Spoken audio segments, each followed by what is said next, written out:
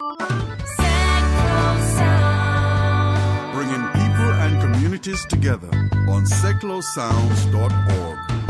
Your listening station.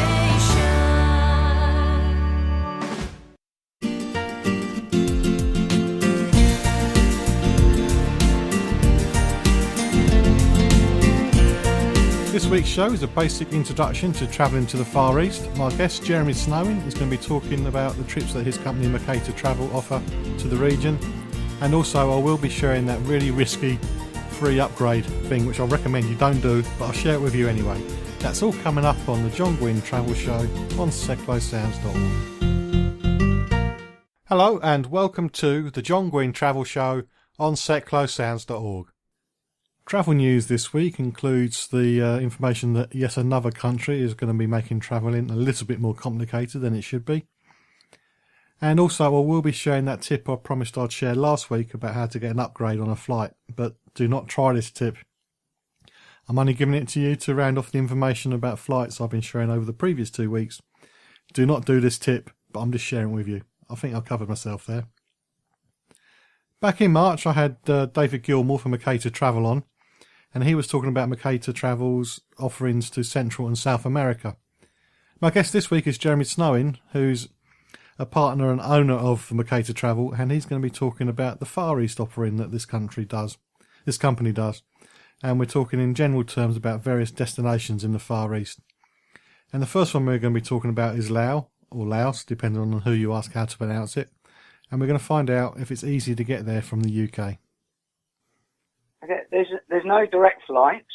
You can get there indirect either from Gatwick or Heathrow, and the three most common routes would either be via Saigon or Hanoi on Vietnam Airlines, or via Bangkok on either Air or Thai Air.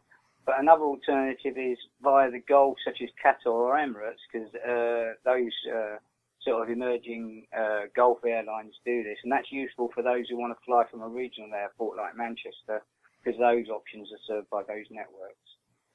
As with all long-haul flying, there's a balance to be struck between price and convenience and comfort, i.e. departure airport, total journey time, number of stops, sociable flight departure time, the length of connections, the airlines you use, etc.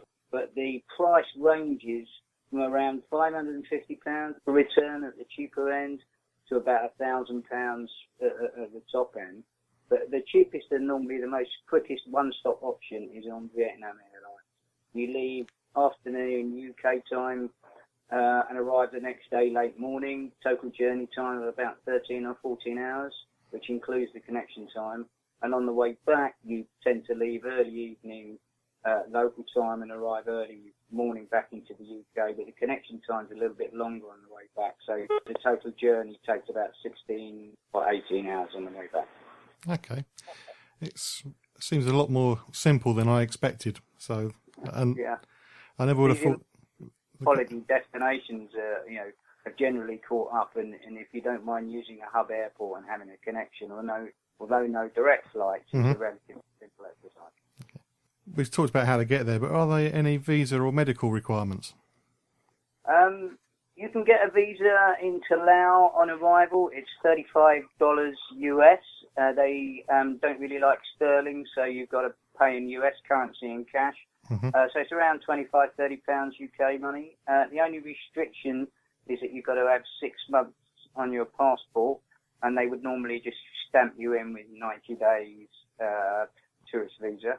As for medical requirements, we're all individuals. We as a company push our companies towards NHS Fit for Travel site, which is run by the Scottish NHS, and it's got a country-by-country breakdown. But at the time of writing, the ones that they would normally, if you went to your doctor and you were of a standard normal condition without any particular personal background, then diphtheria, hepatitis A, tetanus, typhoid. But I think probably the biggest medical issue you'd need to think about in the Indochina area, and Laos in particular, it's a high-risk area for malaria and dengue fever. So you would need to get advice on that. And there's normally 3 or 4 different types of tablets that you can take as an antimalarial, and we would always advise people to take the antimalarial route. One other point, possibly, that medical care outside of the capital is very basic and difficult to get hold of. So Mercator Travel would have a view that we wouldn't take anybody who hasn't got good travel insurance, including medical insurance. Okay. That's the medical and the visa sorted out, but is it a safe country to visit? Sure. I mean, I would say with the caveat that the rules of safety of the road would apply wherever you go. I mean, petty crime exists, things like bag snatching. So a popular thing to do is to hire a bike and they would have a basket in the front.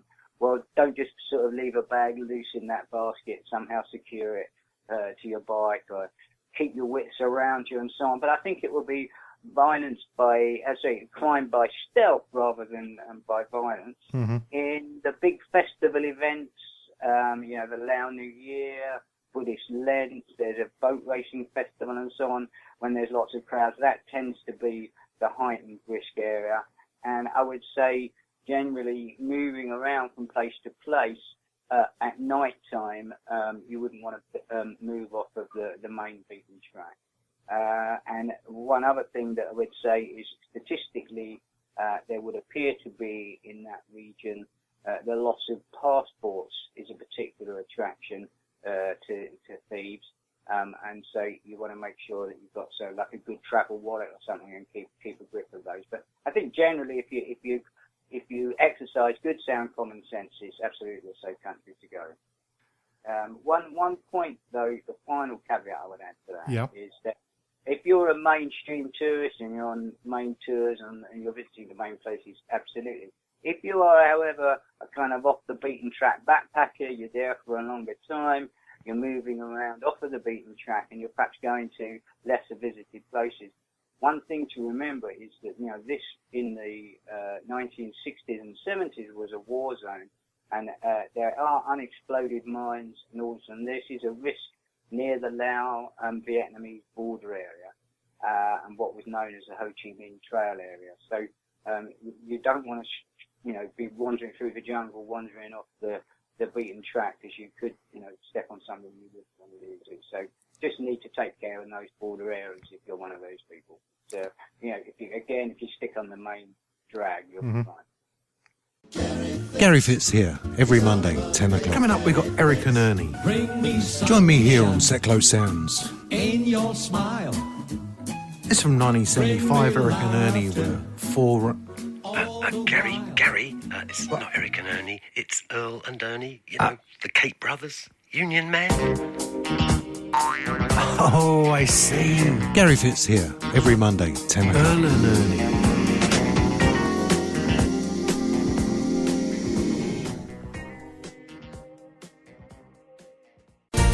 Checking it out before you check in on the John Gwynn Travel Show on seclosounds.org. Travel news still to come, and it includes the advice about taking cash when you visit a certain country. Let's see if you can figure out the country involved before the news story comes up. And of course, there'll be that travel tip on how to get an upgrade, but it's extremely risky and you should never try it. My guest this week is Jeremy Snowing from Mercator Travel. We're talking about the Far East. We've just been talking about Lao or Laos, depending, as I said, on who you talk to about how to pronounce it. I found both pronunciations on the internet, so I'm giving you both. We've done the visas and the medical requirements, but now we're going to find out why somebody would want to visit there. Well, of course, there's many things other than just the beach holiday these days, and I think the area to go for sure. There's great beaches in the Indochina region, in Cambodia and Vietnam, but it's got really, I guess, a mixture of things of natural beauty, great, beautiful natural beauty. It's a mountainous area, rivers, lakes, waterfalls. The Mekong River Delta is very spectacular. Great indigenous people and local culture.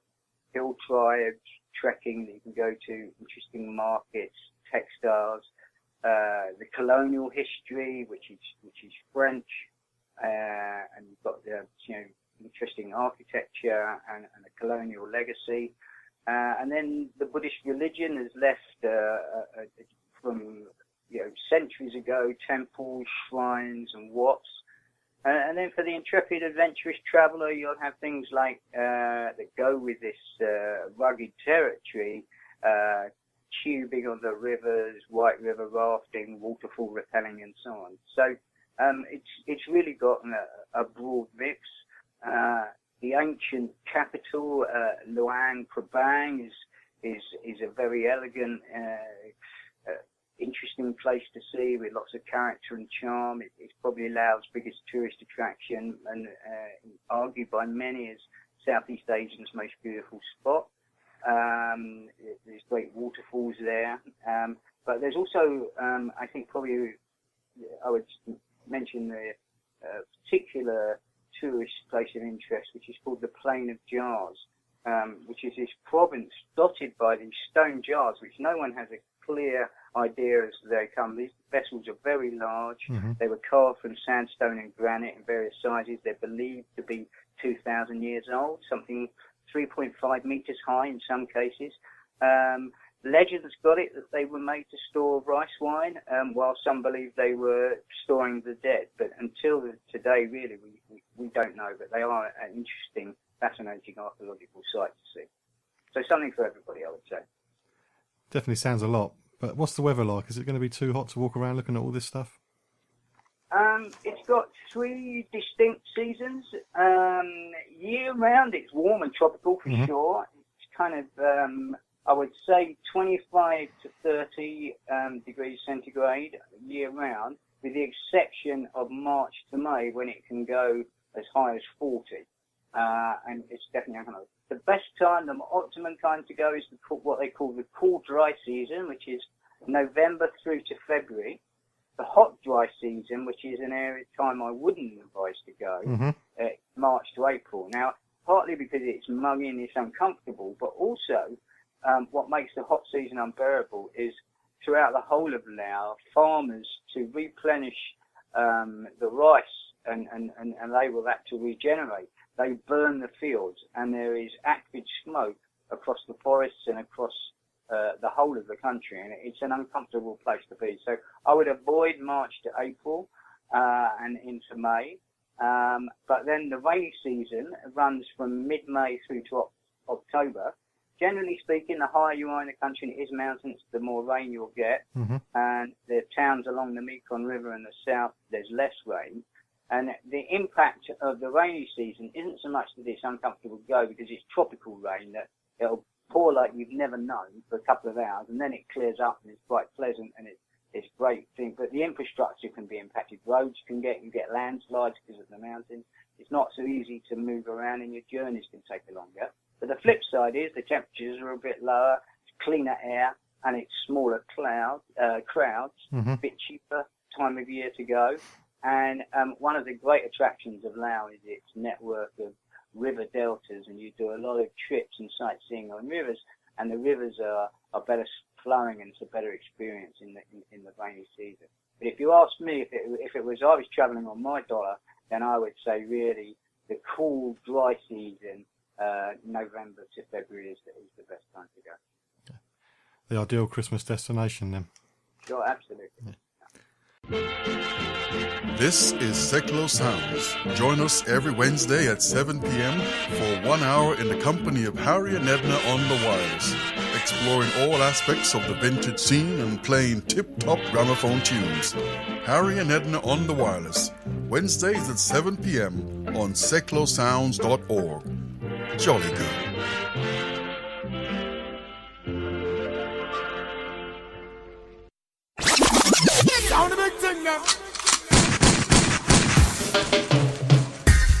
Hi, blessings to each and every one of you. Join me, Darren Hoy, with the Reggae Takeover Show for 2 hours of the finest reggae vibes, each and every Wednesday, 9 through to 11 p.m, here on Seklo Sounds. Don't miss out on your weekly Sunshine Fix, featuring Roots, Rude Boy, Dub, Lovers Rock, Ska, One Drop, and much, much more. So go on, give your sound system a treat. Join me, wind down low, and skank the night away. One love. That's Wednesdays, 9 through to 11 p.m, live on Seklo Sounds. Get it up, my selector.